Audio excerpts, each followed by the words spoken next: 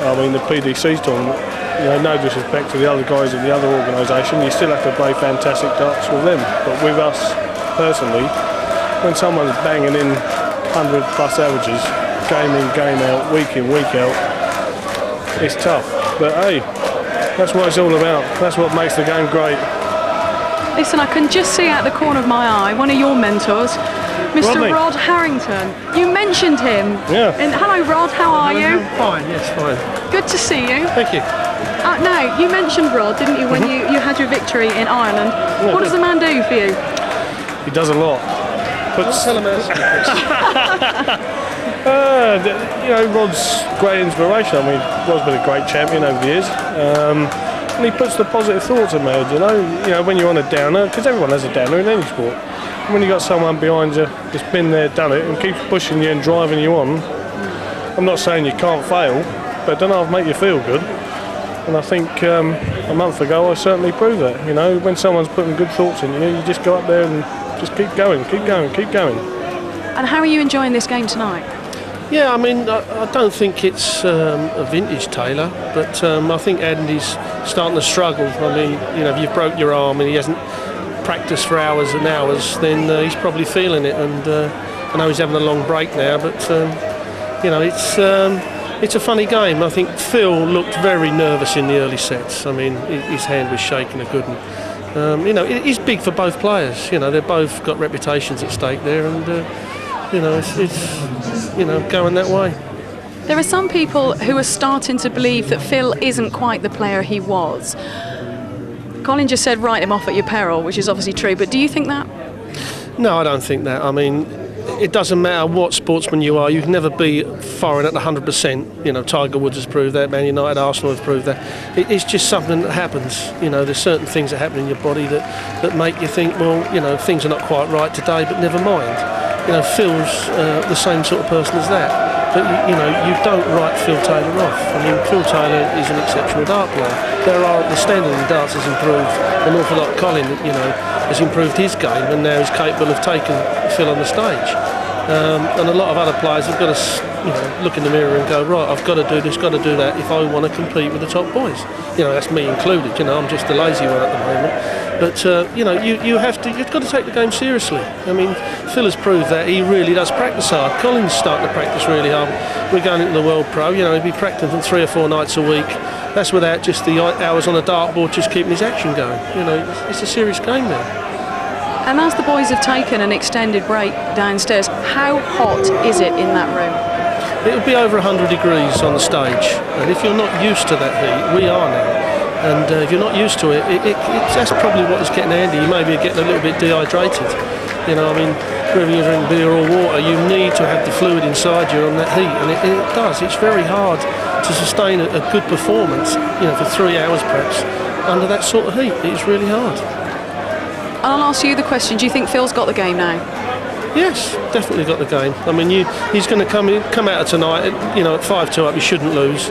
And he's going to, you know, go into the World Pro thinking that he's invincible up there, and it's down to people like Colin to get up there and mix it with him. You know, it's no good going up there and throwing 1-2 good sets. You have got to do it for 3 hours up there, and you've got to throw the 100 averages, and when you can, then you can start calling yourself a good player and earn the money that's possible in the game now. And I know that you encourage this man all the way, and he's probably going to be embarrassed because he stood here. Is he ready for it? He is ready for it. He's got the game. I wouldn't, although he's a good friend anyway, and we've known each other for 3 or 4 years, you know, in the game and been doing his flights and that. I wouldn't really do anybody full time unless I didn't think they had the game. And Colin, in practice, he hits the treble 20 as well as what I ever did.